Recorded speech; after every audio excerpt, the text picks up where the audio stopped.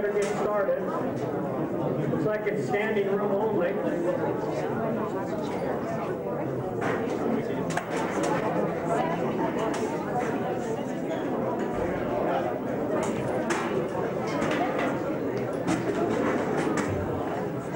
Hey, Lauren, should we take those chairs from over there and maybe slide them this way?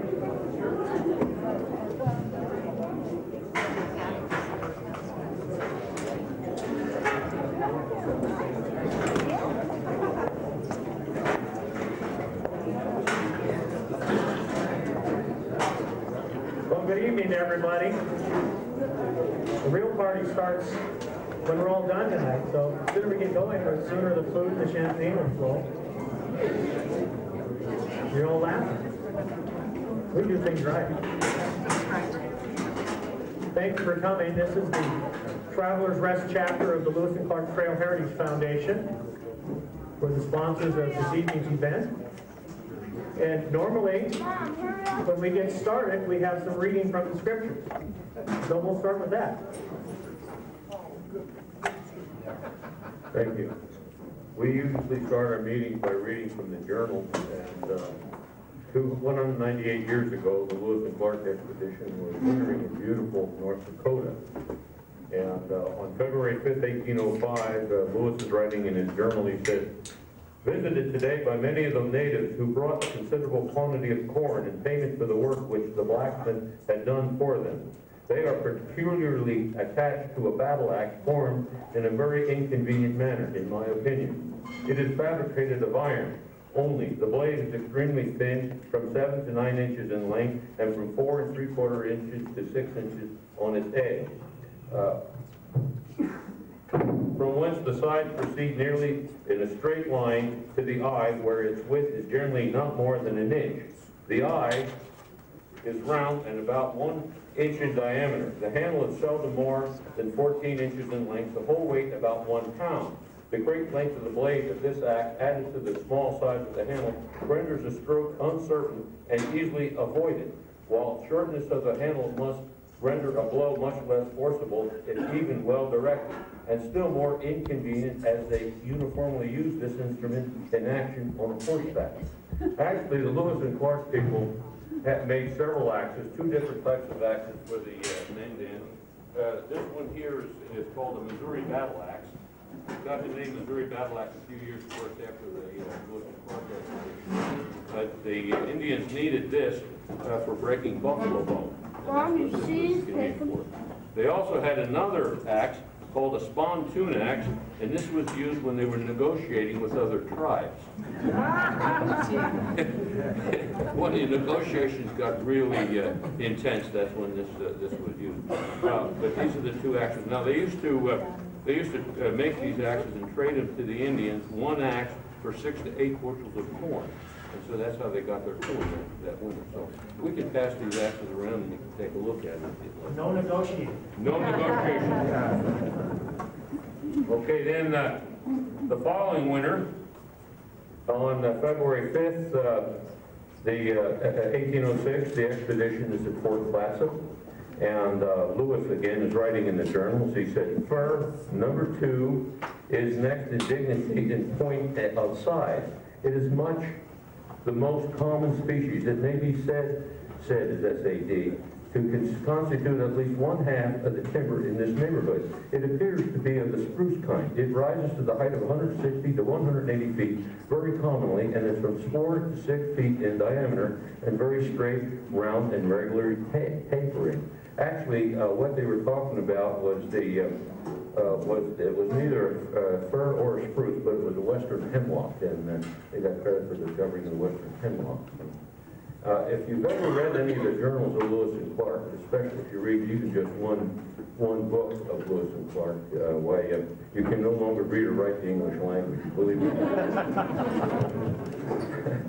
I did want to make one statement. 10 years ago, we hosted the National Convention of the Lewis and Clark Trail Heritage Foundation here in Missoula, and we had, I think, 15 people. I think small number, and it was George Knapp that came up with an idea. We should do 2 things to make the the organization go. One was to develop a traveling trunk, and that's what you see here.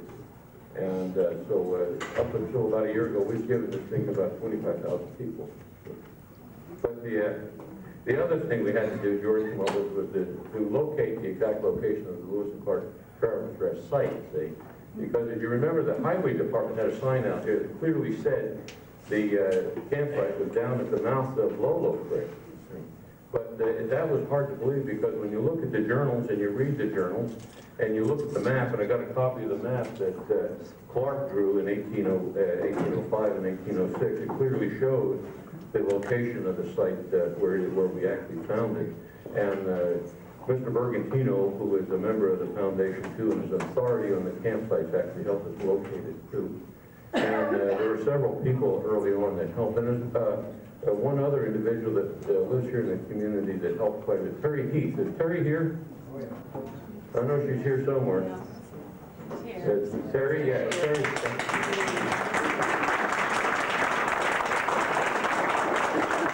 Terry did a lot of the early work for us on that, so I want to appreciate it.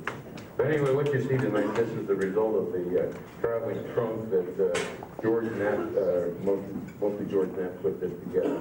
Previous to the trunk, by the way, people used to ask us to come to schools and give programs, see? And because we were the Lewis and Clark people, we were the authorities in Lewis and Clark. But before we had this trunk, the programs were so bad they never invited us back.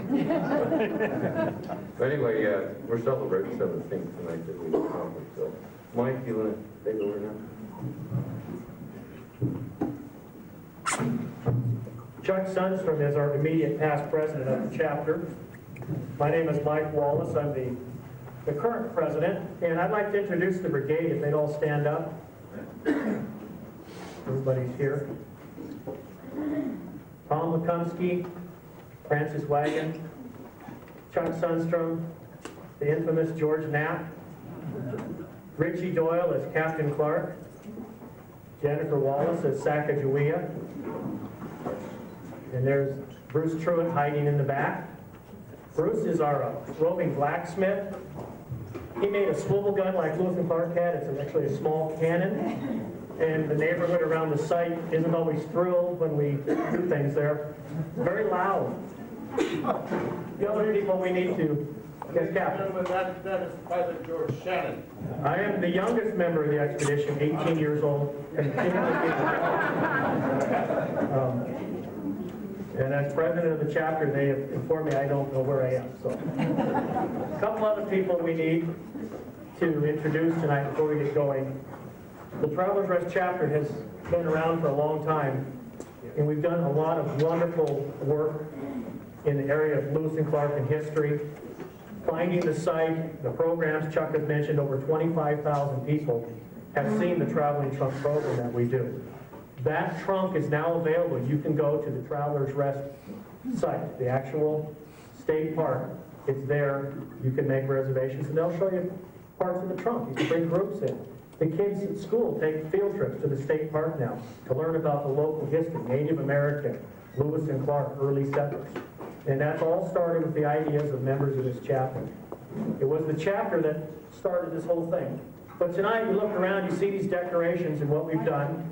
The TRPA board, Travelers Rest Preservation Heritage Association. How many of you are here? I know Terry's here. They are the board of directors for the state park now. Dave Nelson is here somewhere. He's in the back. He brought the high definition television. I had never seen high definition television till he filmed us and then put it on the TV, and we had to go to the mall to see ourselves. That's the first time I ever had seen HD TV. And I said, I didn't know I looked so good. But that's quite the invention. Vicki Maria, where are you? Right in front. That's why I couldn't see you. She's very helpful tonight. Captain Clark, Ritchie Doyle, brought his maps in and is always anxious to help. Colleen Frank. And one of the local community people, the party and event planner by the name of Kathy Snook, donated her time and talents and just came in today and helped coordinate everything you see to make it look good. She even made us hang things level. Normally we didn't do that, but she donated her time. Also, we have some folks here that I need to introduce. The executive director of the Lewis and Clark Trail Heritage Foundation, Carol Bronson, is here. And Wendy Rainey, go ahead and stand up, gals. Wendy Rainey is here. They work for the foundation. They are our parent organization. How many of you have been to the Interpretive Center in Great Falls? There you go. They came to see you. It's part of what we do in cooperation with the Forest Service. There are a lot of Forest Service people here too. The Powell Ranger District. Ranger Joni Packard and Ann Schwaller are here. George and Chris Perry from the Clearwater Forest. Numerous people from around the state. Clint Blackwood was here earlier. He's the Montana State Bicentennial Coordinator. I don't know if he made it back tonight. Are you here, Clint? You bug out on us? He was here for the press conference. You had to go back already? Okay.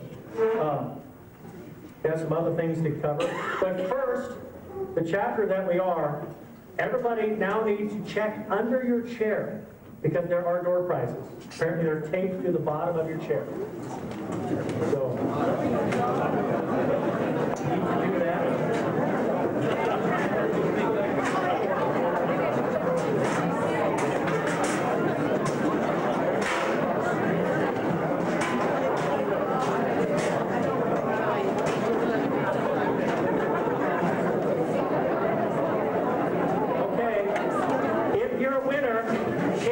Right here, that's who you have to see. She has prizes. I hope you win.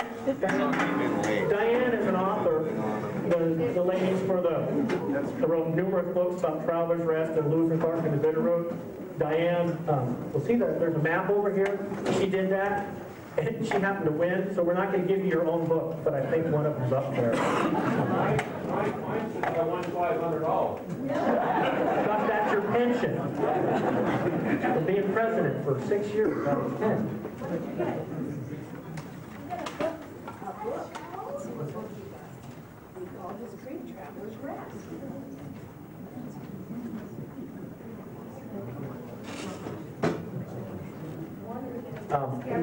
As she passes out those, I have endeavored the last 3 weeks when the final report came in to contact the news media and make sure they're aware to get this out.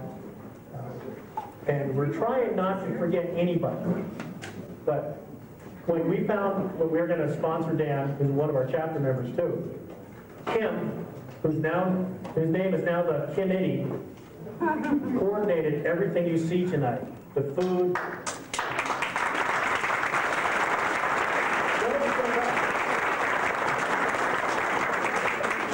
The food, there's cake for at least 100, so everybody's going to get a half a piece. All the decorations, she got the brigade to come in this afternoon, set up the tents. Everything you see, by the way, is authentic. We've done everything we can to replicate precisely Lewis and Clark, except my undershirt was cold tonight. So. But we need to mention that. 2 more? Oh, Mary won. Editor of the Lolo Peak News. How did we arrange that?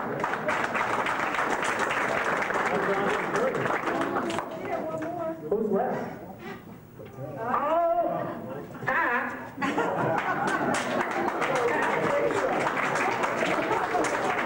Now that's poetic justice.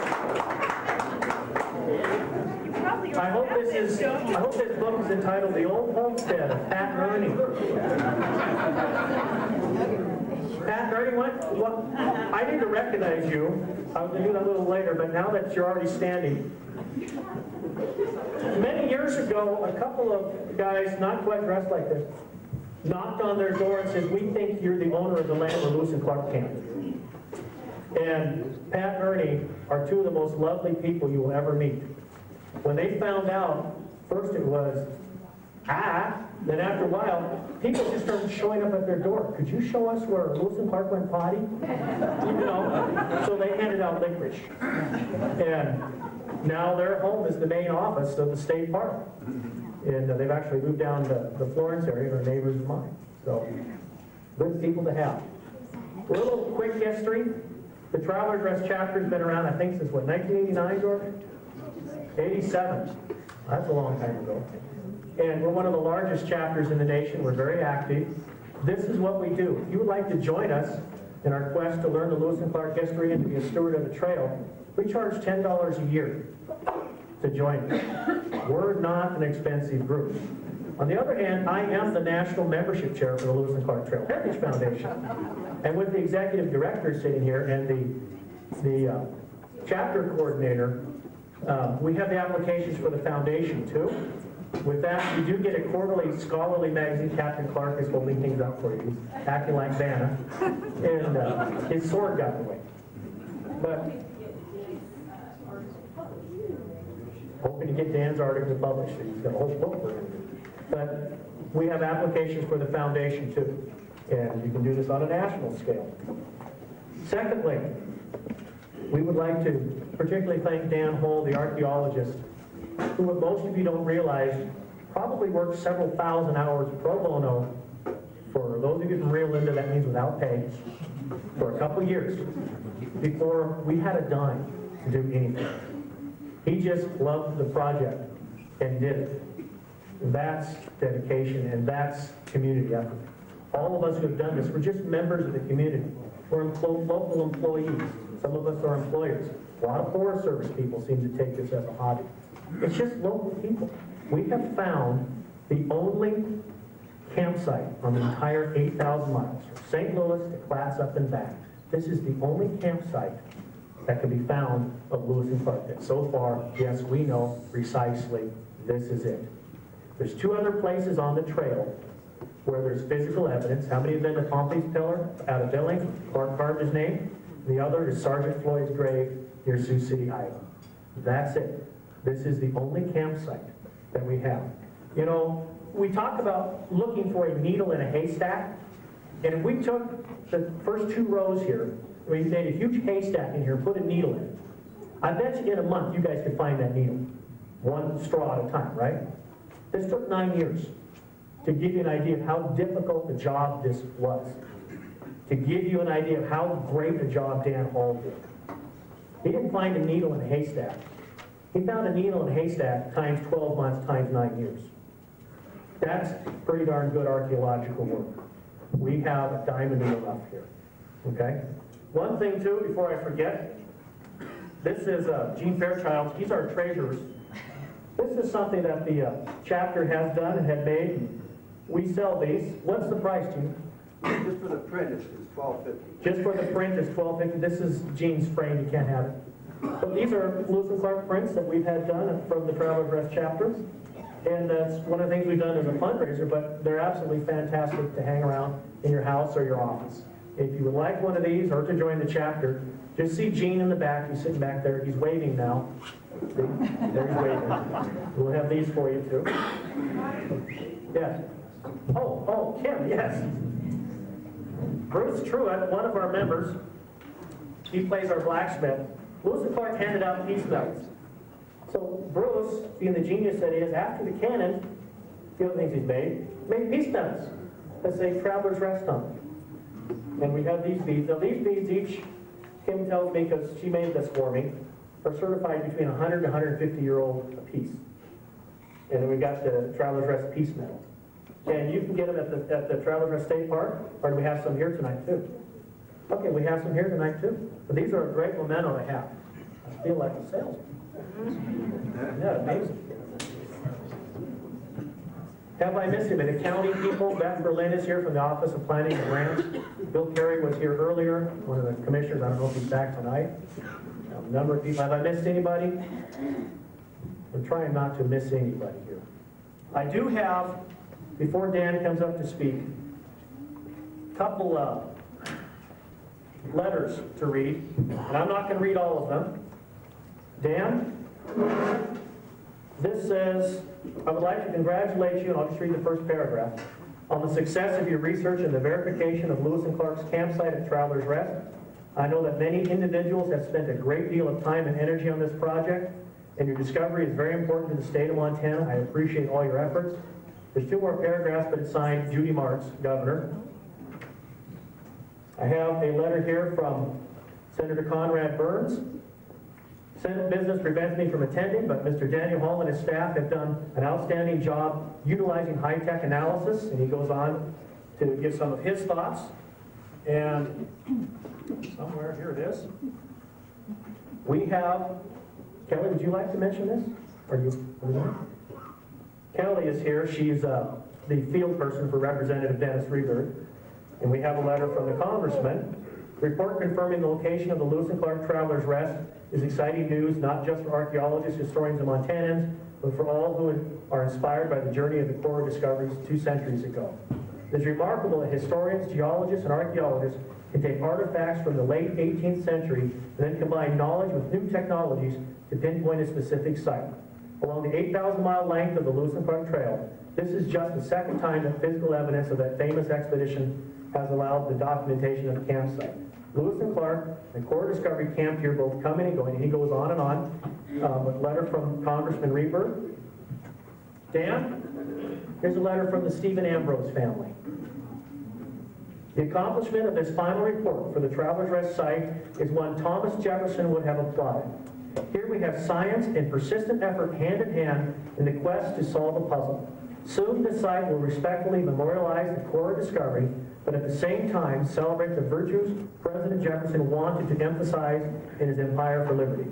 Thanks to the hard work and persistence of Dan Hall and the members of the Travelers Rest chapter of the Lewis and Clark Trail Heritage Foundation, visitors will learn about our connections to the past. And remember that we all leave our mark on the land. They will learn to appreciate that historical places deserve protection and stewardship. On behalf of the Ambrose family, we congratulate you on the final report and look forward to seeing the plans for the site come to fruition. Cheers, Stephanie Ambrose Tubbs. I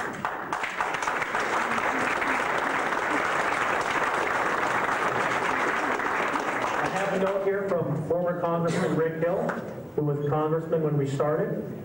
He got the initial money to fund a lot of what was done. That was from an errant phone call from me. I was calling him for another reason, and he ended up coming for Lewis and Clark, and that helped out a lot. And I know he's not our congressman anymore, but I thought he should know that the efforts he put in came to fruition. So I was able to track him down and speak with him, and he wanted to congratulate particularly the Travelers Rest chapter for the grassroots effort that citizens of the state of Montana, and a special thank you to Dan Hall for what he did. And I have one more little card to read. This says, life was hard for Lewis and Clark, but every now and again, someone would get out the fiddle and make it all worse.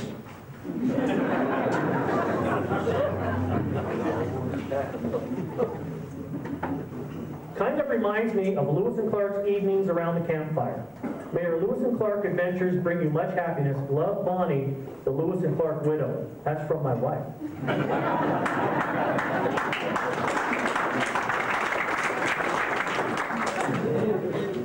Pat Williams, I hear you just got here. Thank you. We need to acknowledge Pat. He was there from the very beginning, and a lot of effort went into this, and I've just been handed a letter. It says, dear friends, I'm sorry I cannot be with you tonight, etc.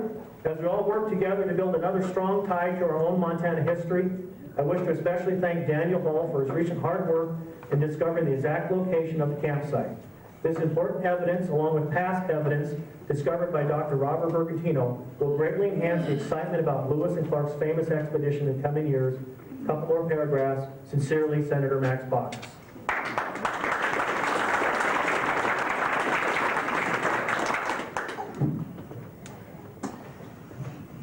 I think that sums up some of the congratulatory letters for you, Dan.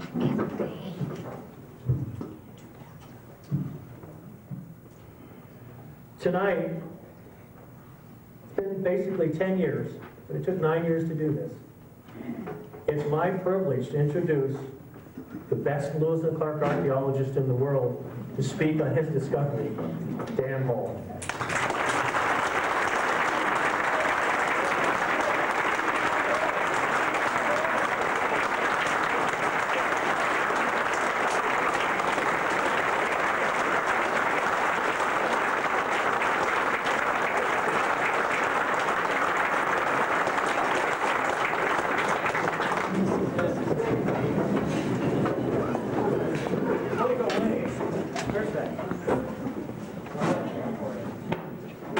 Oh, we've only just begun. One of our posters Our piece medals are engraved into it. It says, Daniel S. Hall, the Travelers Rest chapter gratefully acknowledges your dedication and archaeological expertise while locating the true Lewis and Clark Travelers Rest campsite. Hang that on your wall.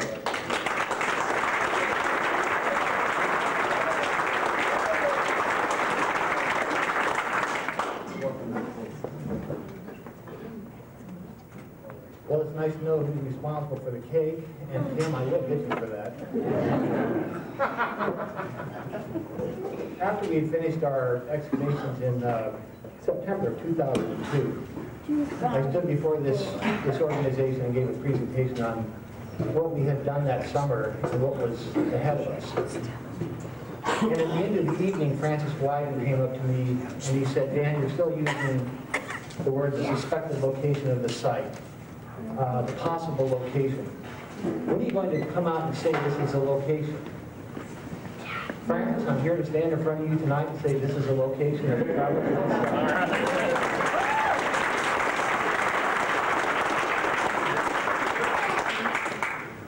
It has been a long process.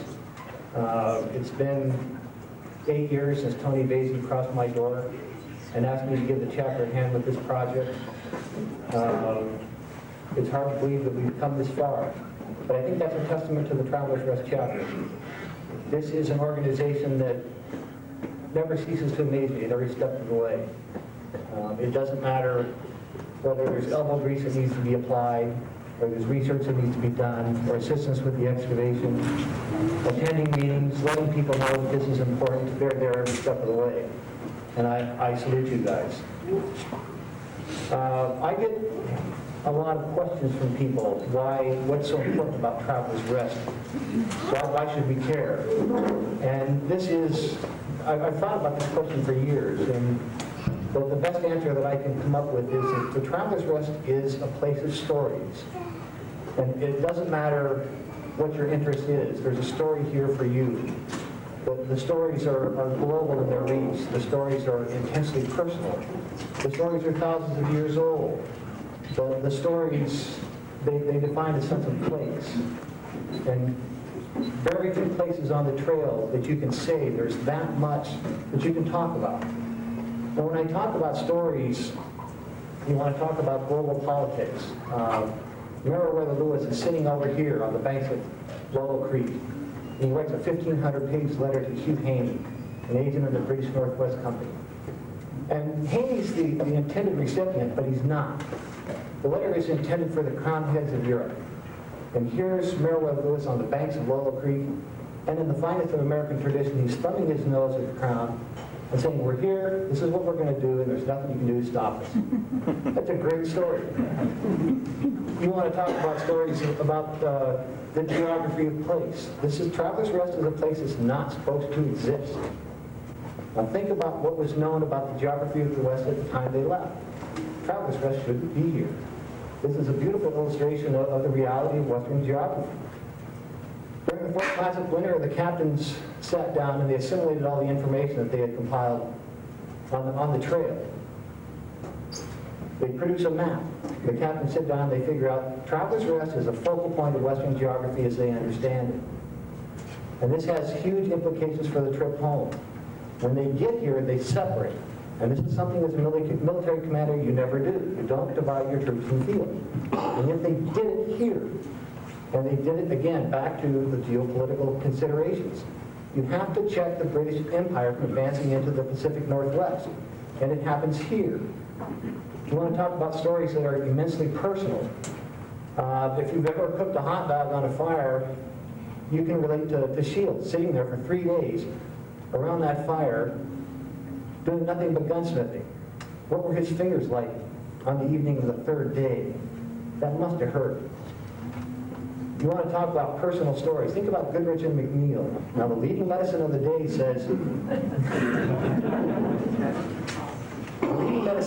says, take mercury. And you can walk right down here on the banks of Lola Creek, and you can stand on the latrine, and you can feel your stomach start to roll. And you can imagine what these guys went through. And I can't imagine a more personal story than what those two men suffered.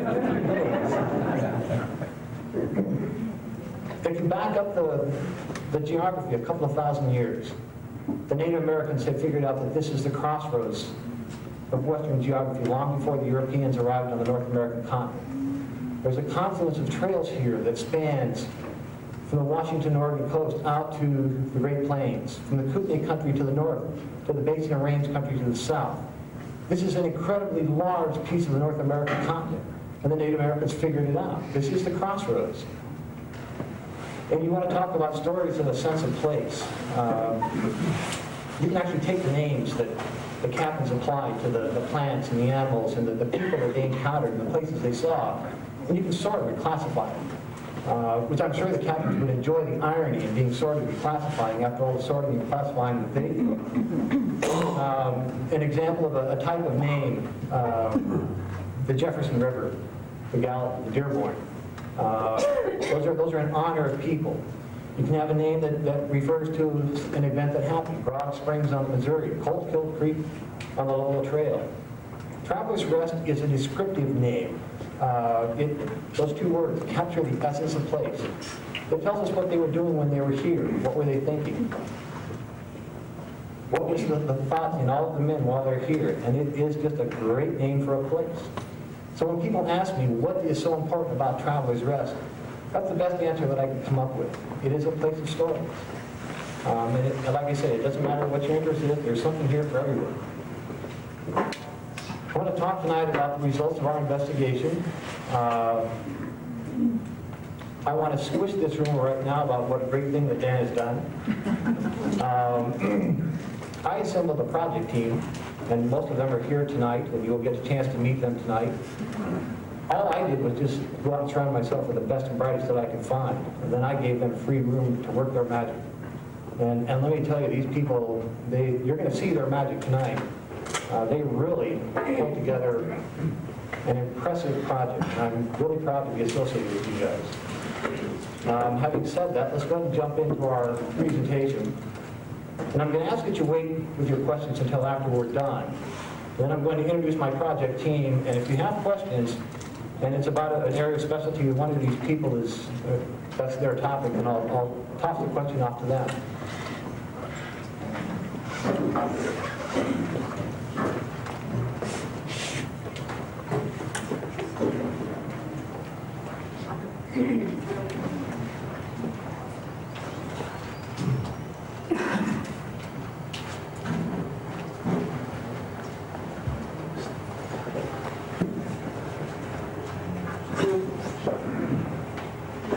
Microphone?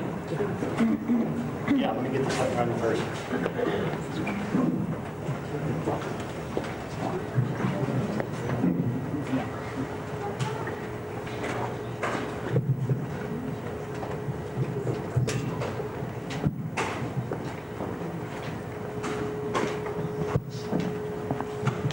So this in a nutshell is our problem that we encountered. We had a chance to visit with Dr. Wells, and he had drawn the polygon large enough so that he hoped he had captured what he thought were probably the two sites. Keep in mind this is before the Bolton edition of the journals. He's really working off of weights, so he doesn't really have a lot of information. He did an amazingly good job given the limited resources that he had at his hand.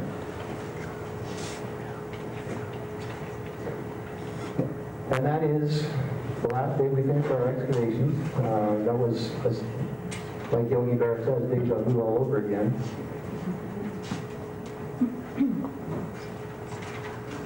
Now the chapter, to their credit, they initiated 2 studies at the same time.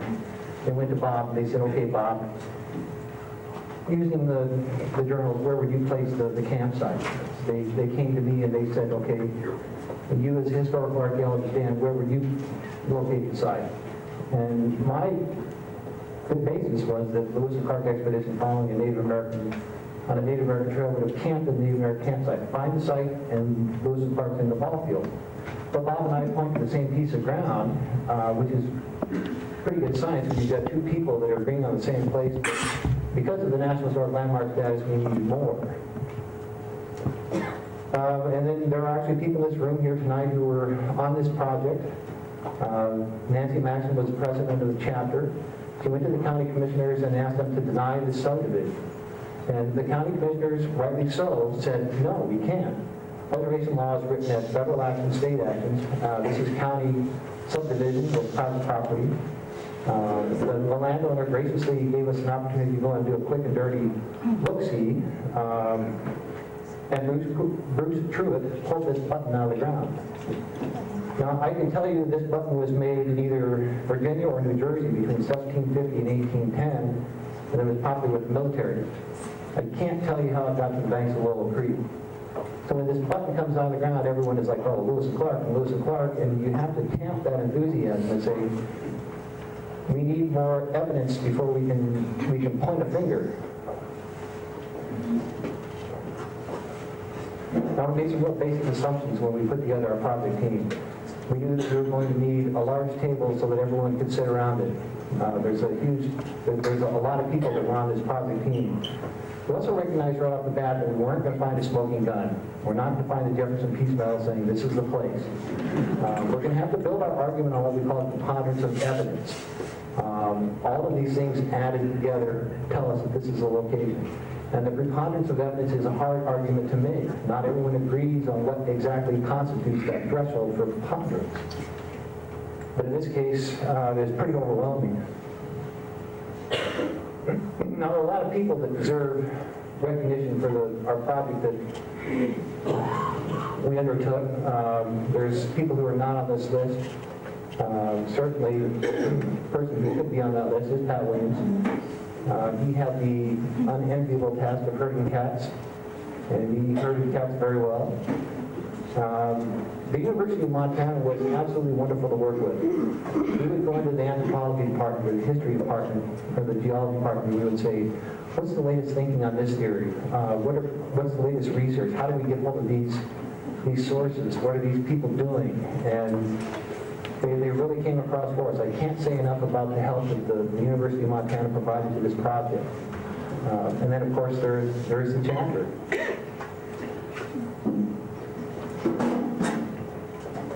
And again, I'm going to dispel this myth that Dan did a great thing. These are the people that you're going to see their magic here.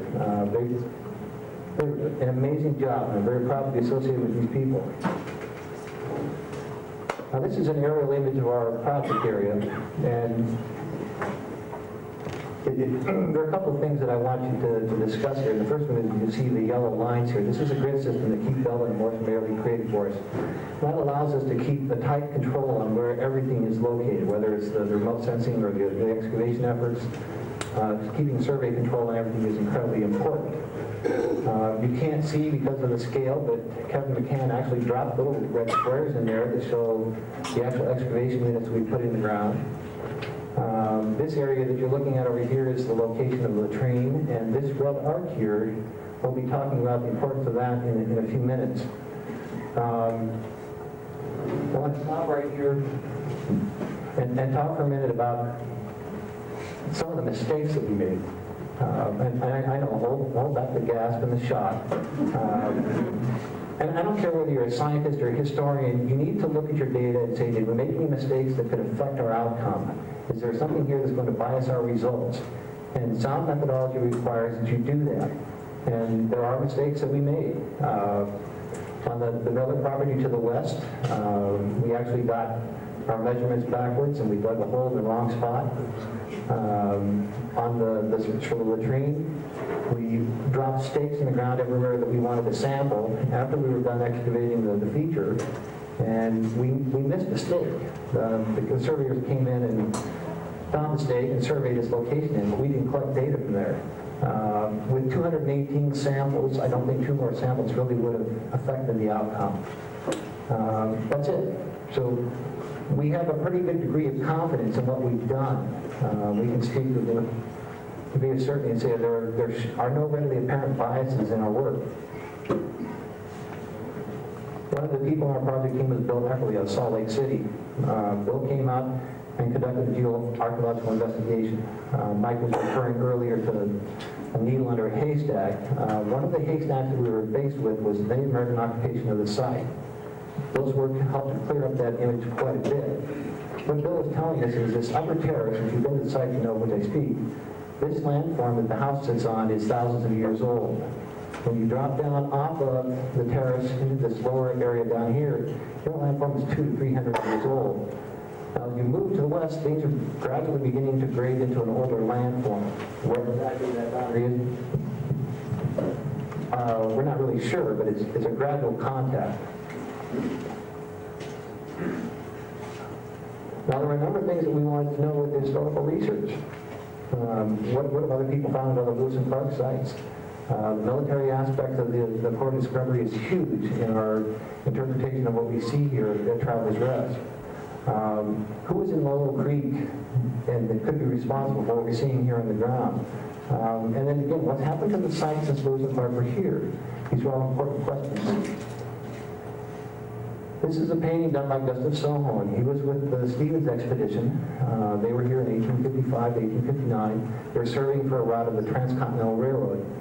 But the thing that I find interesting about this image is where Sohn has located the Native American trails.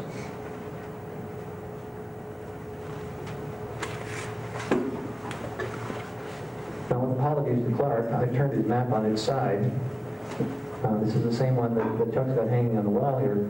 What I want to show you is, this is the Bitterroot River here we're talking about, and then Clark's got the Native American Trail sketched in. Now up here, not at the confluence of the creek and the river, but upstream, Clark has made a notation of the Travelers Rest Camp. So we see it again on the return map. Again, the symbol for the Travelers Rest campsite is not at the confluence of the creek and the river, it is upstream.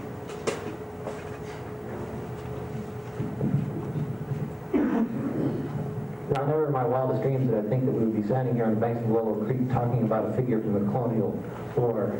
Von Steuben is an incredibly complex and interesting person. He just literally appears out of the blue and offers his services to Benjamin Franklin, and Franklin says, you need to go to Valley Forge, which he does.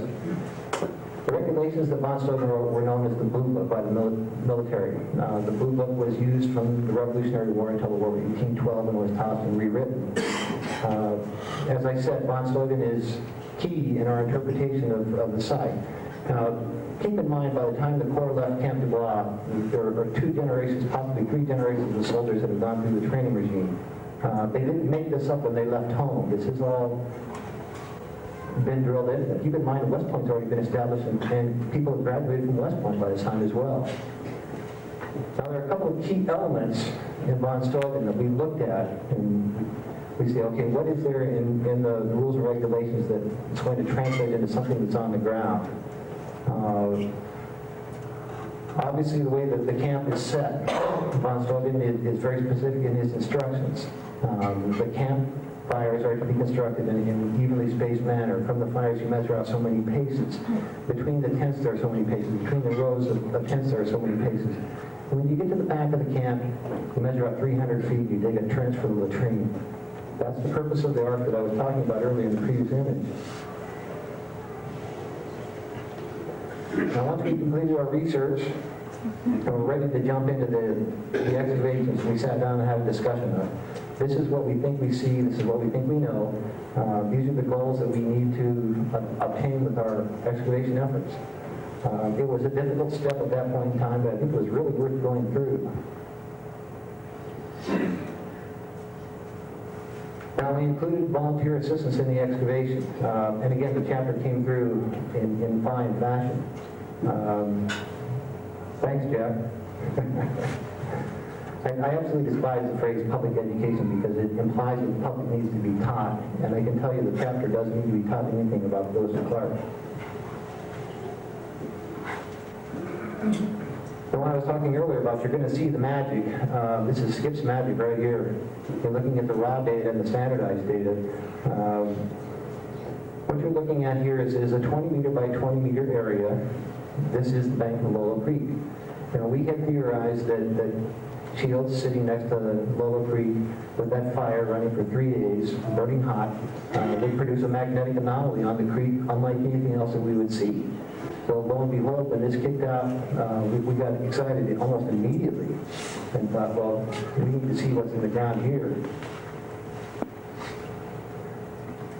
So we had approached this excavation. We thought we'll start here in the south. And we didn't find anything, so we moved up 1 meter and over 1 meter, dropped another excavation in the ground, up one, over one, dropped another one, and we didn't find anything. We went through the entire, all the way up to the creek bed.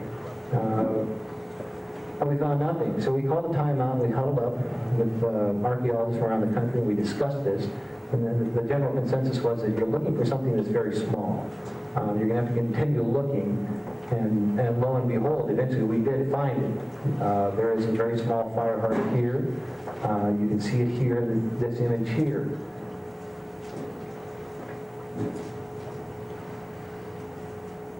So we collected charcoal from the fire, and we want to know, okay, what is the date or the time period that this fire was here? And there was a whole host of questions that we're asking about this fire, and the results of what we found on the ground. Carbon-14 came back great, and that's a pretty solid date. The next question is, this fire is really small. This magnetic anomaly is really large. Is this the cause of what we're seeing on the ground? And again, without getting into science, we ran what's called magnetic susceptibility on firecracked rock from across that area and drew a correlation. So we know that that fire is the cause of the anomaly. We know the fire is very small and it burned very hot. This is key to our interpretation of the site. So we move 1 grid to the south now, and we're looking at this anomaly right here. And this has captured our attention. Again, we're looking at a 20 meter by 20 meter square. Keith Belton and the survey crews had dropped rebar into the ground so that we would be able to orient ourselves. We've got an 8-inch piece of metal in the ground. We know what it is. We know exactly where it is. We can orient ourselves in the field when we're looking at this. We open up an excavation unit, and lo and behold, there's another fire heart.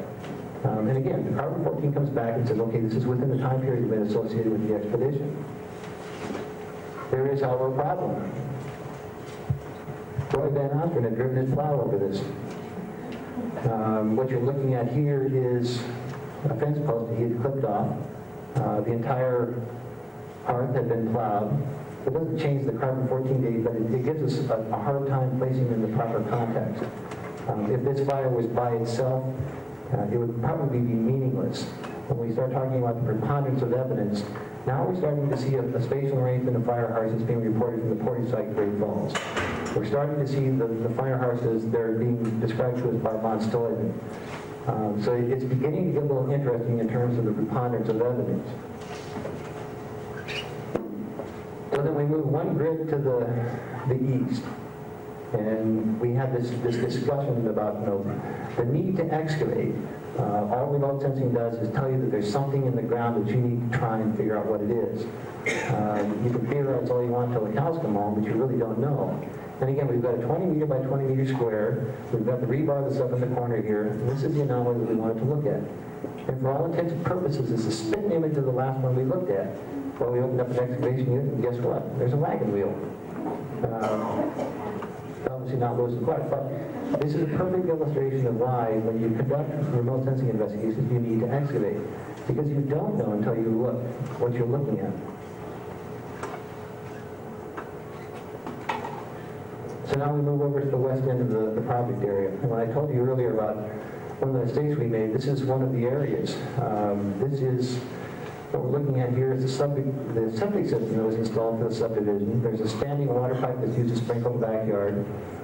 In all cases, we had started in the southwest corner and then proceeded to the east. But because of the septic system, we reversed that. So when we came out, we started looking for this anomaly. We actually dug in the wrong place. Once we figured out we made a mistake, we came back and we found that. And yes, there is a fire hearth there. And also keep in mind that we're in an area where the geoarchaeologists had identified to us. We're starting to grade into an older landform. And the other key piece of information to look at here is the depth. This fire hearth is at considerable depth compared to the other ones that we found. So we submit charcoal to a laboratory for carbon-14 analysis. Comes back, this is obviously not Lewis and Clark.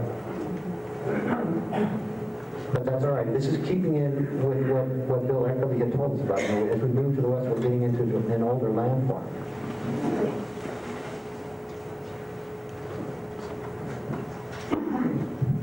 now we're on the east side of the project area. When we saw this data, we weren't initially too excited.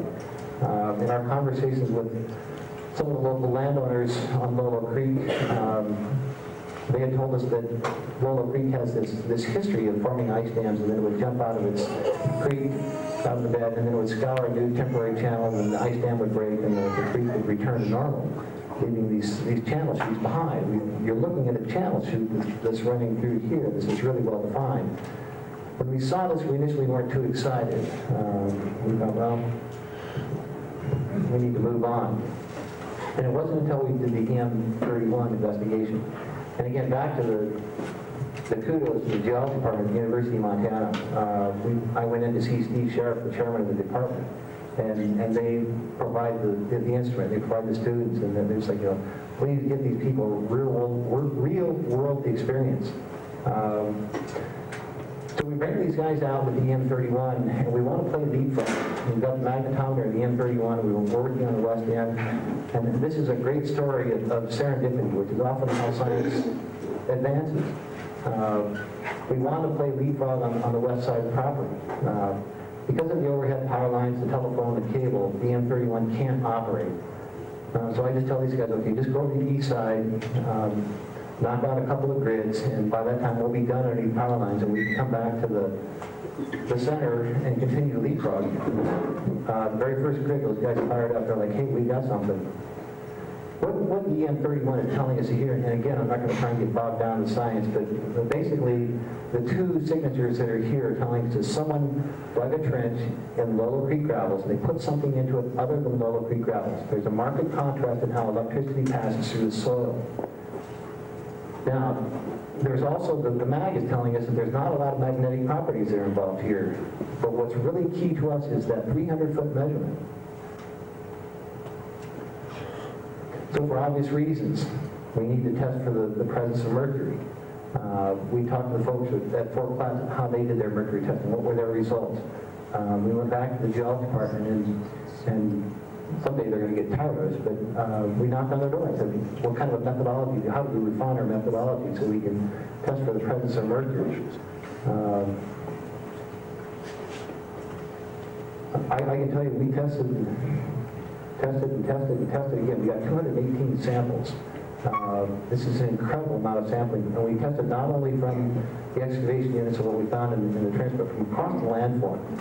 We were able to demonstrate a marked association of that mercury with what some of the more genteel people on my crew call night soil. And if you've ever excavated historic sites, you know this becomes readily apparent. Once you've seen it once, you know what it is.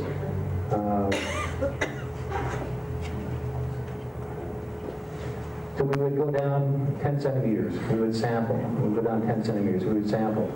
And then when we initially found the night soil, we got really excited, but there wasn't any mercury in it, so we were beginning to get a little confused and thought, well, something is amiss. But eventually, we started to get hits. What you're looking at here is looking down on an excavation unit and then looking at a sidewall of an excavation unit. And the dashed line represents the shape of the night soil, if you will. And the little dots represent where we sampled from. The squares represent ex situ sampling. We did duplicates, we did triplicates, we got samples that came out of the screen. We just tested this thing to death. And again, the same thing, the location of where we tested, the features, the results we got.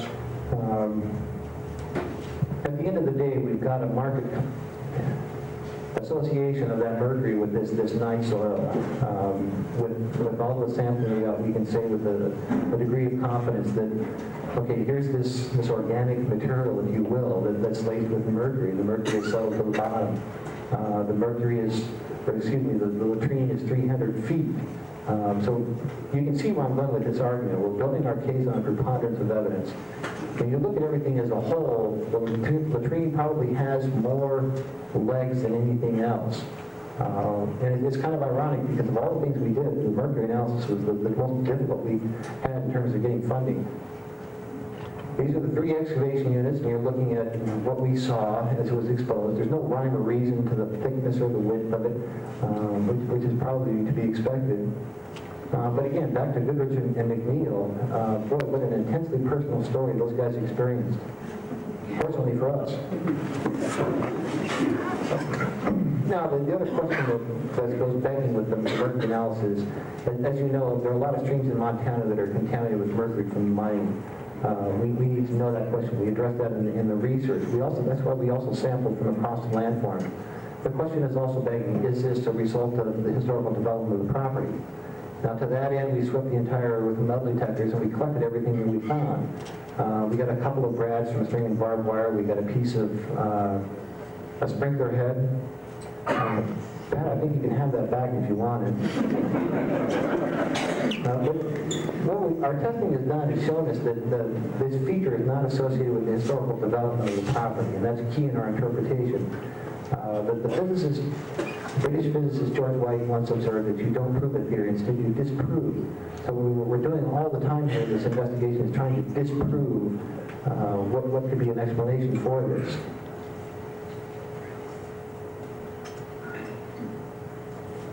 Now we're back to the central fire. This thing pops out of the ground. Somebody's sitting next to the fire that we've uncovered. They're melting lead. And there are a lot of things that this lead is going to tell us. We submitted a sample to Cambridge, Massachusetts for lead isotope analysis. And briefly, there are 4 isotopes of lead. They appear in various ratios. Those ratios are a unique signature. Geologists had originally hoped that somehow they could use this signature of the ratios to address the age of the outcrop. That's the first thing that geologists ask when they go to an outcrop is, how old is this thing? Instead, the geologists were asking the wrong question. The better question is, where did this come from? We built a table of all the isotope values from as many mining districts, mining sites as we could find. We started to compare it to what we had found here at Travelers Rest. And here we are, and here's Olive Kentucky. And as we move through the isotopes, it becomes readily apparent. Again, here we are, and here's Olive Kentucky. This lead is from Olive Kentucky. This is a mining operation that is of the time period. It kind of struck us as odd because Missouri is where most of the lead in North America is coming from at the time period. So we go to the National Archives in Washington, D.C., and we say to the archivist there, where did the United States government get the lead that they gave to Meriwether Lewis? If you think back, Meriwether Lewis got essentially a blank check from Thomas Jefferson. He was able to raid the storehouses. He went to the Office of Public Stores, which is a precursor to the Quartermaster General. So when we show up at the National Archives, we say, we think we have lead from Olive, Kentucky, and Lowell, Montana, and we want to know where did the United States government get the lead that they gave to Meriwether Lewis. And we got really lucky with the archivist with whom we worked. She went above and beyond the call of duty and kept thinking of any way we could search the collections. And eventually we struck out. We were not able to find what we were looking for. We looked at receipt books, tax registers, or you name it.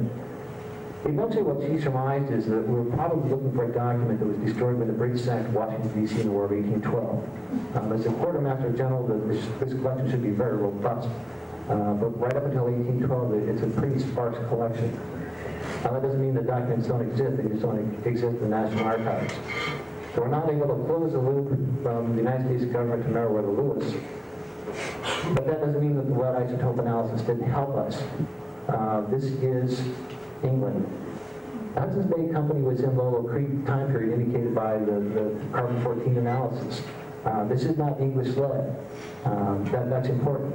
Hudson's Bay Company doesn't support the local economy. They bring their own lead with them. So we know that the fires and the campsite that we're seeing here is not Hudson's Bay Company. Again, back to trying to disprove the theory. So then we got this wild hair, and we thought, well, let's take a look at Fort Clatsop. Here we are. Here's Olive, Kentucky. This is Fort Clatsop, a lead ball that was recovered. There's no correlation between what we have and what was recovered there. There's more work that needs to be done on this. And to the Park Service's credit, they recognize that. They're stepping up to that. They're funding a master's thesis project on this. Jamie, the woman who wrote this part of the report on the lead isotope analysis, is going to become the resident expert.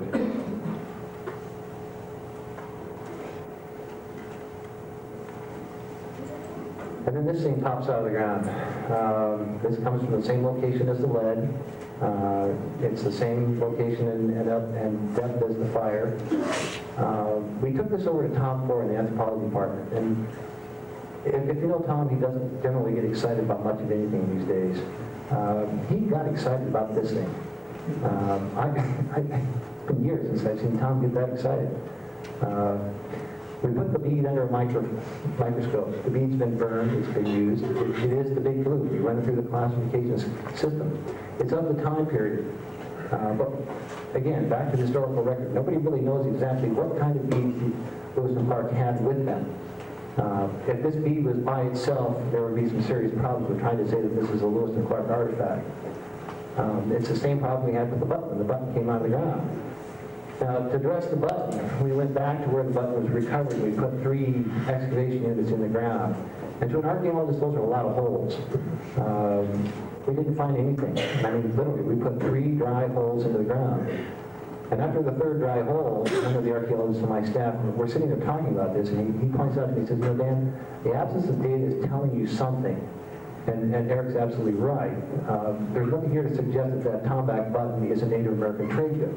There should have been a flake or a chip or a tool or something there that would tell me that that button was associated with the Native Americans, but there's not. I know the button's historic in origin. I don't believe that it's associated with the Native Americans. In the research that Bill had undertaken, we find the homesteading that had occurred in Lolo Creek. It's almost 70 years after the button was manufactured. So the button's not associated with the historical development of Lolo Creek. And you can see where this argument is going. The button by itself, there's some problems with it. But when you look at the button in context with the bead, when you look at the button and the bead with the lead, when you look at the button and the bead and the lead with the fire, and then add the latrine in there, all of a sudden you begin to see that there's an incredible amount of information here that's in the ground.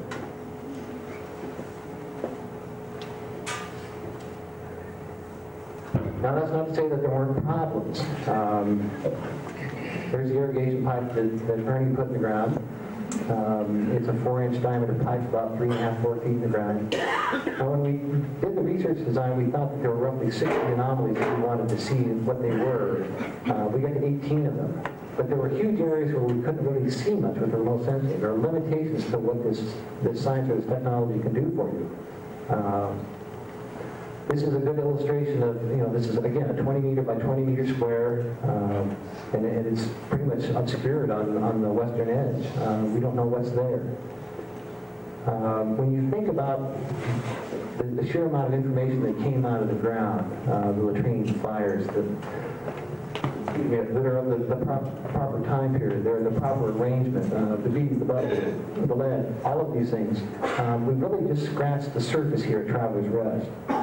There's a laboratory sitting right out here that's just begging for somebody to knock on the door. There's an incredible amount of opportunity here for future work. This is what we're proposing to the National Park Service, is the new boundary. And as of last week, once again, they keep changing their minds on what to do here, but that's okay. We're going to dispose of the old NHL boundary that you saw, and this is what we're going to propose. In our conversations with the Park Service, initially they were kind of thinking, well, I don't know, you've got an association with Lewis and Clark, I'm not real sure about the archaeology, and then the more and more we talked about the archaeological record that's here at Traveler's Rest, they've come around full circle now, where the people in Washington, D.C. are saying, yes, this represents a major theoretical advancement of our understanding of the Lewis and Clark expedition. If we take this to Clatsop, we take this to Weah Prairie, can we see von Steuben's fingerprints in the ground like we do here? These are great research questions, and I think it's an entirely valid approach.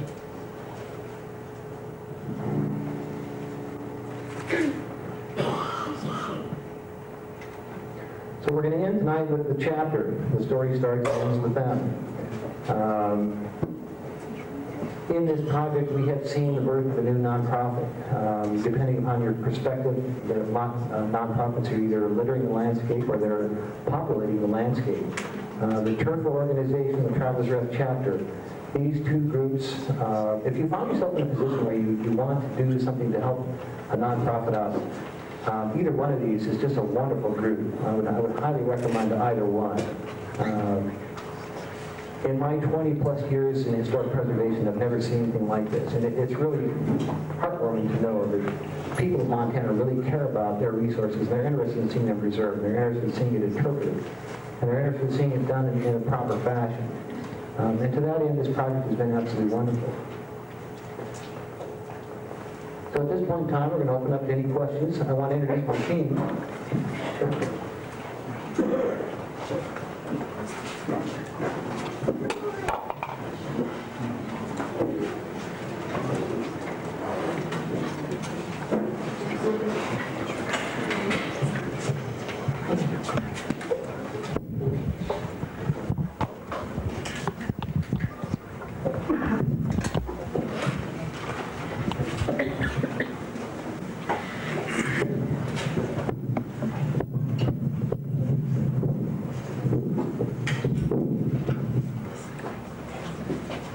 Jamie and Susan, you're here, I believe. I saw you. Please. Stand up. Yeah. Stay here.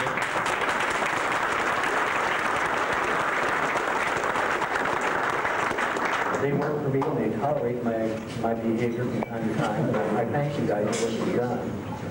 And Jamie, getting your pieces. Thanks. Kevin McCann, cartographics. Kevin did maps.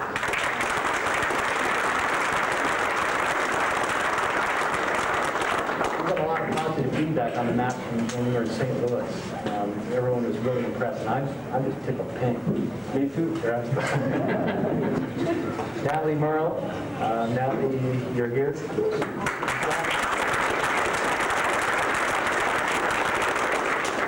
Natalie had the unenviable task of the mercury analysis, and so as we're excavating, and keep in mind that archaeologists are not very clean people, and we're kind of crude, and we enjoy that. And she's having to work in close proximity to this. And as we're jumping out of the excavation, as she's jumping in, and she's testing, and then we're like, okay, get out of our way, we need to go down. She pulled it off like a trooper. She did the write-up on the mercury analysis, and a wonderful piece of work. Skip Higgins. Where is Skip? There he is.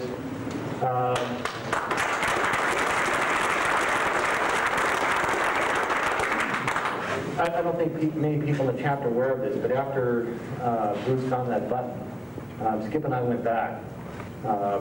Skip had a low-grade magnetometer, and we're literally out there dodging construction as the backhoe's going at it, and they're putting that septic system in. And we started to find things that the metal detectors had missed. And that, to me, was a key moment in saying we need to come back with a higher resolution magnetometer and take a look at that. Skip just told the chapter, forget the bill on that, we'll deal with the Traveler's Rest later. You saw the results that Skip did out there. I mean, what magic. It's absolutely astounding work that he did.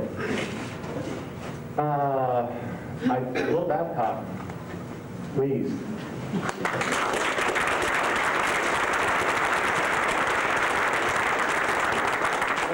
The finest historians that I've had the privilege of being associated with over these many years. Jamie and I have taken first whack at von Stuyvesant, and we talked to quite a few folks about it. And we went to the university and talked with Kim Lockridge. We talked to other folks around the country. And then we took this and then turned it over to Bill. And I surveyed the literature along the Lewis and Clark Trail, and I'm biased, but granted. I can tell you that the chapter that Bill put together on von Stuyvesant, the military aspect of the expedition, is unequal. It's bar none. Thank you, Bill. So, there is our project team. There is our results. We did go through the peer review process. It was a challenge, to be nice. No, actually, the peer review strengthened our product. We had some problems, but in the end, we came out better because of it having gone through it. It's amazing to me the people around the country and along the trail that know about Traveler's Rest and what's going on here. I was in St. Louis recently and gave a presentation on Traveler's Rest at a conference. And I got a chance to meet with the people at the Missouri Historical Society who put the National Lewis and Clark Bicentennial Exhibition together. And as a sidebar, that's a great exhibit. You get a chance, go to that show. It's an eye-popper. It's a great museum show.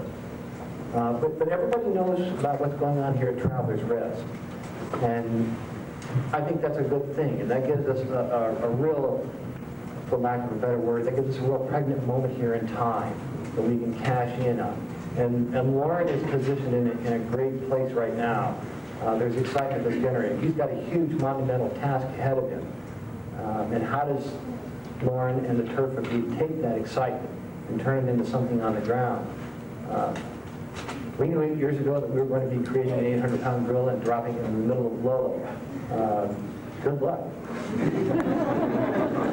Are there any questions? Okay. Dan, the designation I saw on the slide, are you including the Miller property? Yes. Okay, I thought it looked like it. And plus all the way to Opal, the cross street that comes. No, we're using property boundaries now. It used to be in the old days that you put an X on a map and then you just put a circle around the X and that would put buffers on it. Now, the Congress wants the property boundaries to be used as designation. And we do that because Button came off the Miller property. Now, there's been construction activity there, but there's still things in the ground there that tell us that this is part of the site needs to be included in the boundary. Now, we also included the property that was purchased by Ralph and Winnie Coolber. And when you look at Bob's work, he talks about the level plain that's next to the campsite. That was the location of the foot races and the horse races, which was at Pierce. So you've got to include that within your boundaries. You can't deny the racetrack, if you will. So that's our justification for the boundaries.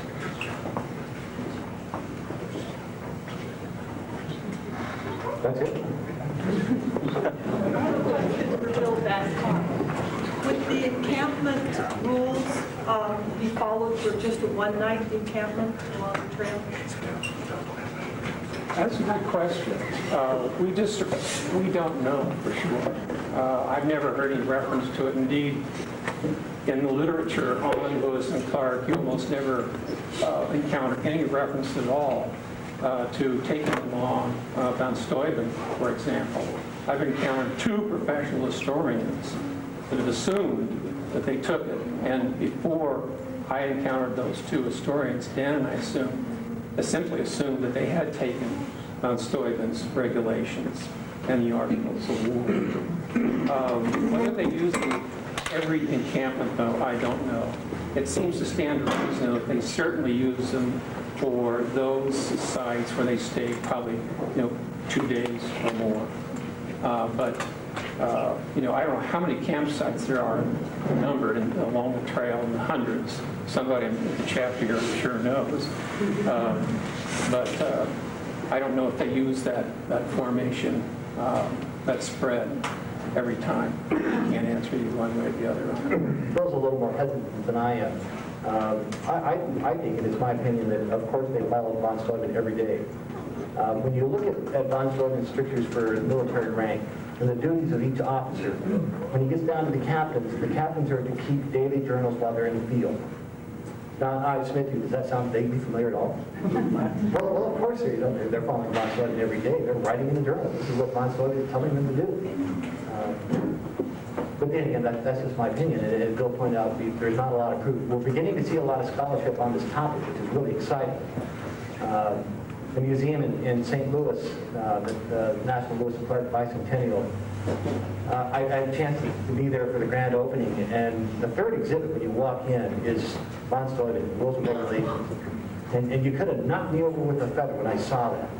I was just dumbfounded. Here's another scholar that's coming to von Stuyven and pointing at it and saying, this is a valid interpretation of the history of Lewis and Clark. And we had absolutely no idea what she was up to, and she didn't know who we were. Great serendipity. There's another one over here. Is there any reference in the journals, a little hospitals at all, that would be a place that they would No, we haven't. No, we're trying to figure this one out. just that in? Or? Yeah, there are references in the journals about the hot springs themselves. Back here? Was that an actual copy of a journal that Clark used, that Mr. Clark was using? Yes. Are those, could you find one? Would one of us be able to go out and find one somewhere? Yeah. That's the beauty of what the chapter's done. All of these things the University of Nebraska Press put out, and the journals are now available to everyone. They're available online. You can buy the book. That book,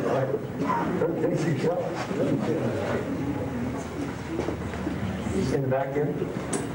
Thanks for the presentation. I just have a comment about the mercury. I'm curious, is there any other possible source of mercury at that time? I know, like, later in the 1860s, for example, gold miners used mercury to separate the gold, and it was quite commonly used then. But is your analysis able to differentiate between, say, the 60-year period between later gold miners and the earlier use by Lewis and Clark? And I mean, I can't think of any other place where mercury comes from except those two sources myself. But that's a good question, and there are two answers to that question. The first part is, Bill went out and looked at the historical record, how much mining activity occurred in Lolo Creek. And not only mining, but you need the presence of mercury amalgamation, and that's the key. Is there mercury amalgamation that's going to leak out and get into the creek and be transported downstream? And the answer is no. And the second question is the sampling program that we undertook. From across the landform, from that huge area, there's no mercury out there at a distance from the night soil, if you will. If it was associated with mining or if it was associated with agricultural development property, it'd be everywhere. When you talk to the folks at Fort Placid about their results, and they've got mercury everywhere, there's no rhyme or reason to what they're finding. They think they're looking at industrial contamination. Thank you.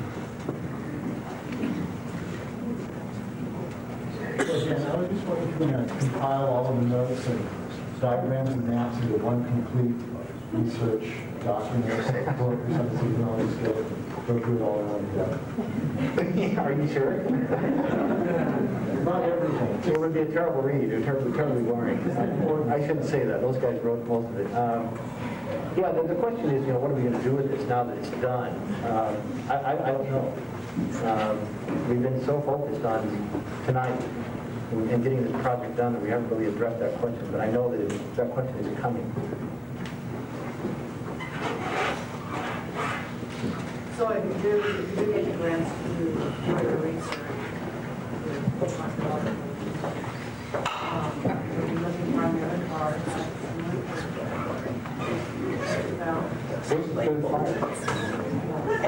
That's my question.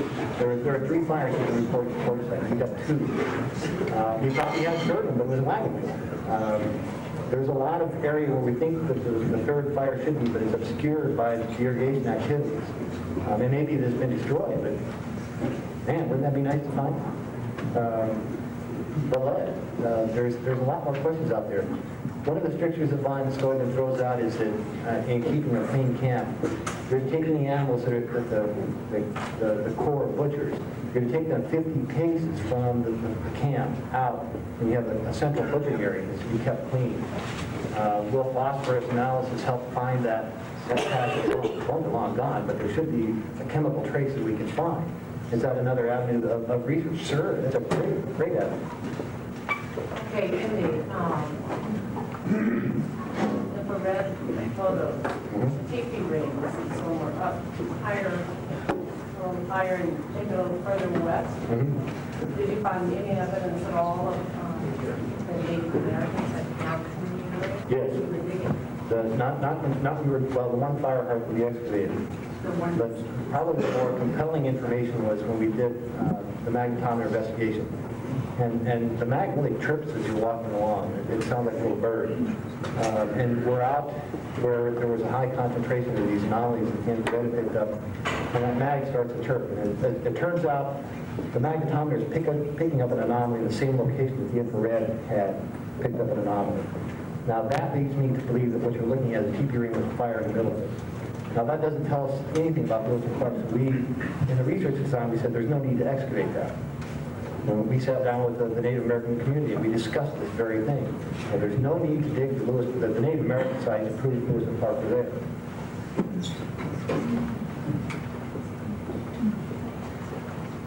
Why did you choose carbon 14 to date the Sue? Because that is the most distinctive way of dating the fire hearth. Carbon 14 is a reliable, pretty much scientific method for dating. Because of the composition of the ash containing carbon. And we used 2 different laboratories. So we had didn't just use one. Well, Sue went into the anthropology department and said, okay, what's the best in the country for C14? And that's why we went to Stafford Island. How they're expensive. This is why the other 2 samples went to Arizona State.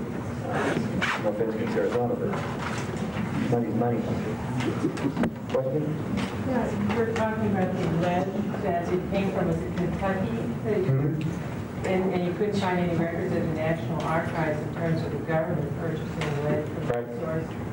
Was there, do you think there's any way, or did you look at mining companies or lead companies, manufacturing companies in Kentucky, records from that era, to see if there's any possibility of going from that route?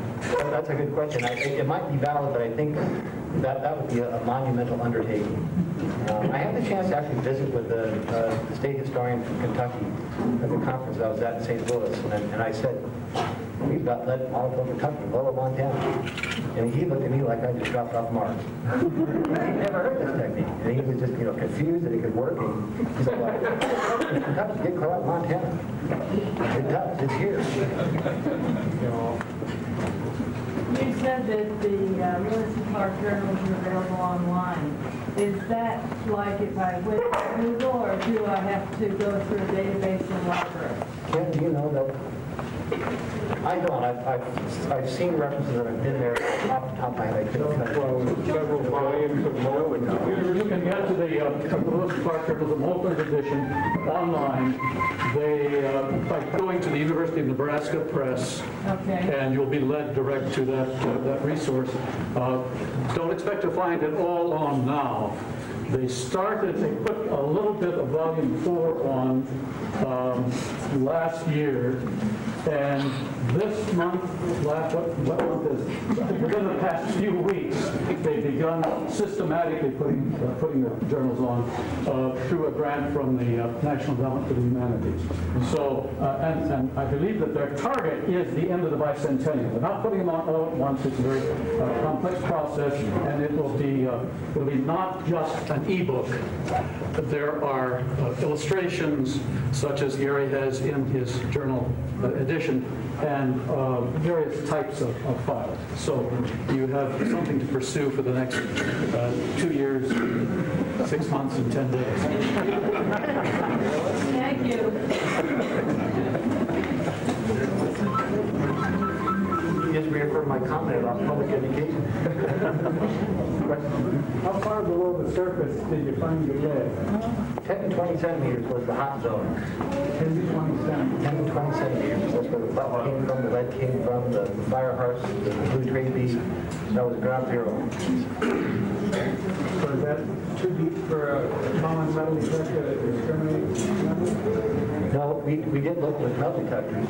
In fact, before we closed up the excavation units, Bruce Troop came out with his, and we probed the excavation units and found a few more lead objects.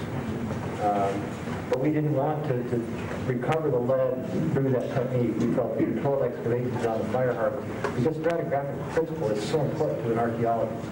We need to know that integrity, so that's why we went with the excavations rather than metal detectors and pulling the hits out of the ground.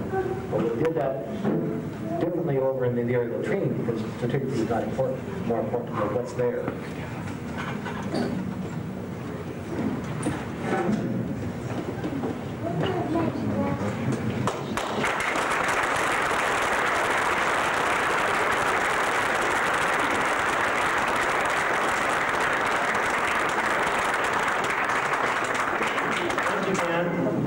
We have a couple more pieces of business.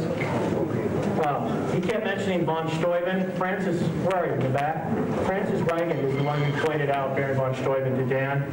He's one of our chapter members. Just goes to show what we can all do if we put our minds to it. And Jack Fisher, where are you? Jack is one of our members. He's retired. He worked all summer with Dan for free, volunteering his time.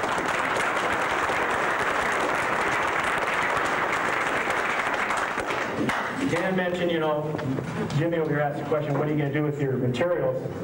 How many of you want Dan to write the book so we can all read it? It has been highly suggested to him that he cooperate with a writer and change the language so we can understand it a little and get it out there for us. And I would be the first to buy your book, Dan. You have to autograph it for me. So, I'm lucky, 2 of my daughters actually were able to work with him through the summers. So it's a great thing for kids to do too. We have somebody who would like to say something. Ready, Pat? I just wanted to say I can't believe how far this has gone since Chuck and Terry came to our house to tell us what they thought. And we've had thousands of people. We have over 4,000 people while we were still there. And what an opportunity to meet all of those people and how much the chapter has been so dedicated and worked so hard. And I think we really owe them a big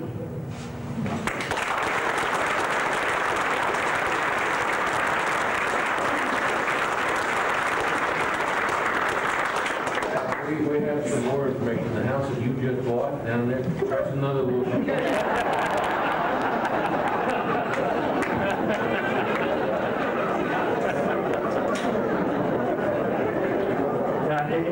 We affectionately call this the Lewis and Chuck expedition. A couple more quick things. We're going to have a little toast to Dan in a minute, but before that, Lauren Flynn, the director of the Travelers Rest State Park, we'd like Lauren to say a couple words. The chapter has done its part and will continue to. Dan has done his part and will continue to. Now it's time for all of you to do your part.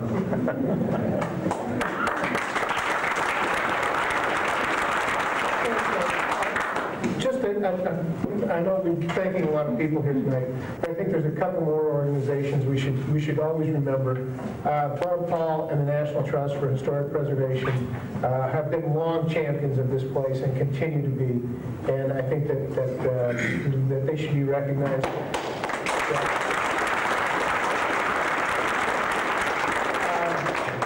And the Richard King Mellon Foundation and the Conservation Fund who came in and preserved the site when we really needed it.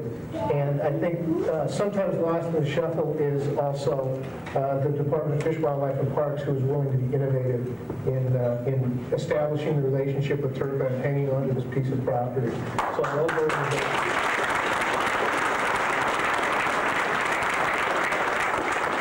Thanks to all of you for your perseverance and your dedication and your passion. And as we've heard tonight, now where do we go with this?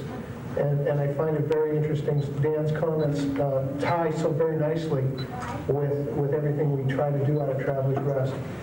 This is a place of amazing stories, and they're very personal stories.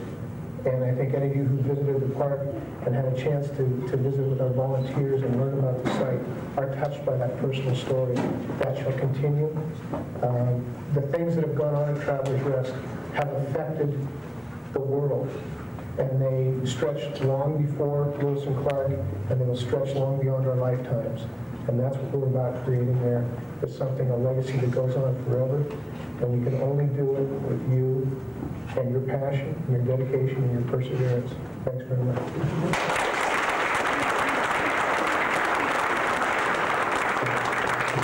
Lauren, what are the hours of the state park right now? 8 to 5, Monday through Friday. We'll be expanding in April. Back to 7 days a week? 6 days a week in April, 7 days a week in May. See, you have your chance. You can get there. We have volunteer applications.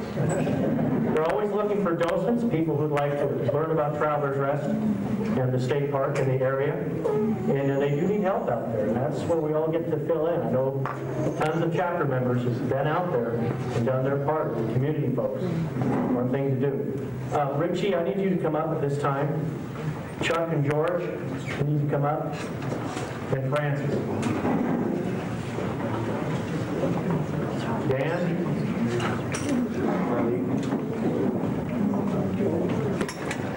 I just want to make sure you see some of the really important people. Captain Clark's been here for 200 years waiting for this. And Kim, who set up most of the decorations and I planned this, the color of the committees, has got us some champagne. But remember, we ran out of grog near the Great Falls, so we don't have a liquor license. I don't think this is really real, but Dan, where you go? Come on. Francis for telling Dan about von Steuben. Chuck for being one of the founding members and president for 6 years and for all you've done. And George for your wisdom in creating the trunk and the brigade. The chapter and everybody would like to thank you. And I think Captain Clark has a toast he's going to give us. Yes, Dan, it's very much an honor to congratulate you. And I'm disappointed you're not interested in a book. Mr. Jefferson has asked me to inquire for his library. I'm sure he would find it keenly interesting. And but we can talk about this later. You know, I'm pleased to congratulate Master Daniel Hall. I, too, was an archaeologist. And you probably know. After the expedition, I did some digging at Big Bones Lick in Kentucky, where my brother George Rogers had done some digging years earlier for the bones of the mammoth. And I collected bones at natural history and curious animals in my museum in St. Louis. And if you ever come to St. Louis, I want you to visit my museum and perhaps me help me identify some of my objects. I have a coin from the Roman Empire given to me from out west, which is very curious. But I have something for you, Dan. I was thinking perhaps a bottle of fine spirits.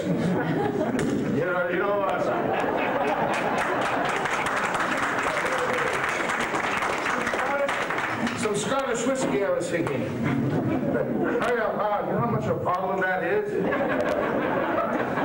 So I thought, why not a bottle of fine Dr. Rush's Billions?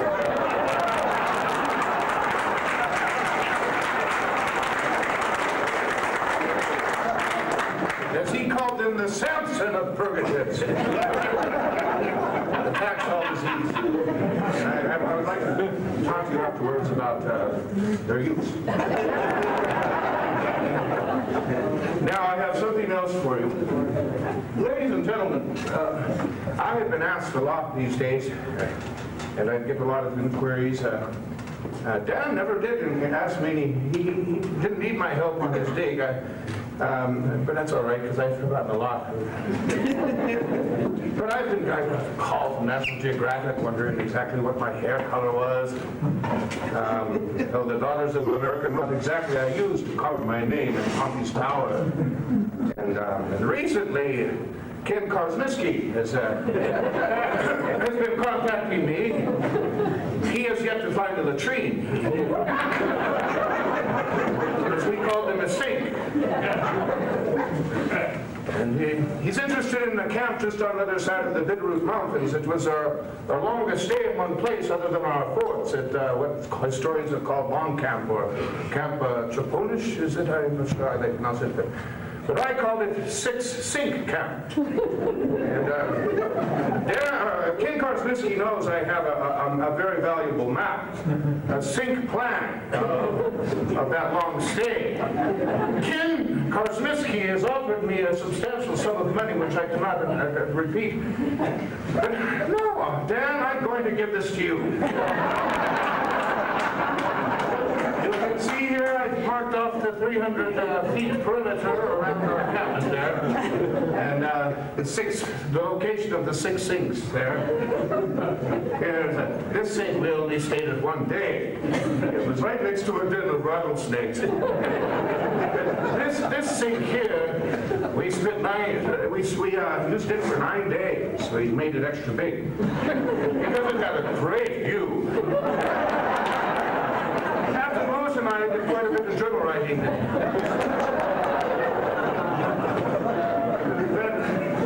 But Dan, perhaps this can help you to further glory. It's over the hills.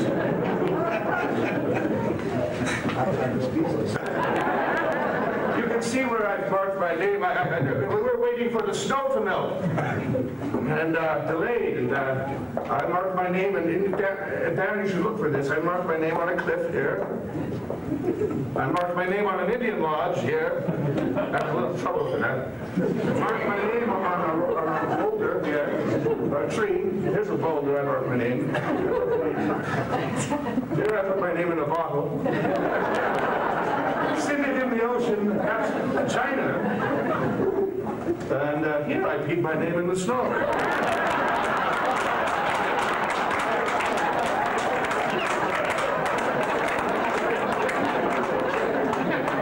We have a lot of time to kill there. But I would like to toast Dan Hall, Master Daniel Hall, to a man who has given a renewed sense of meaning to the term that one man's trash is another man's treasure.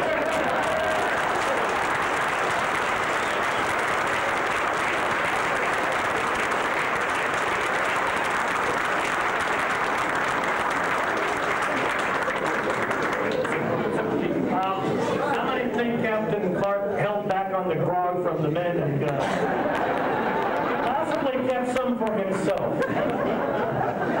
I want to thank all of you for coming tonight. The chapter has splurged.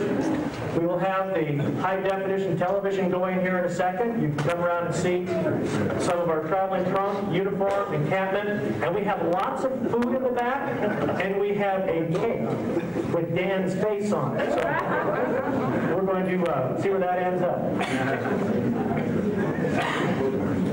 There's a Ranger pickup blocking someone's exit. A Bitterroot dealership license plate. Is that yours, Ann? Oh, man, Powell Ranger District strikes again. They have the power to block traffic. Oh, well. I see Hugh McNeil has gotten hold of the bottle. So all of you, please, we have food. If you don't eat it, we got to take it home, and we don't have enough refrigerator space. So please, eat, drink,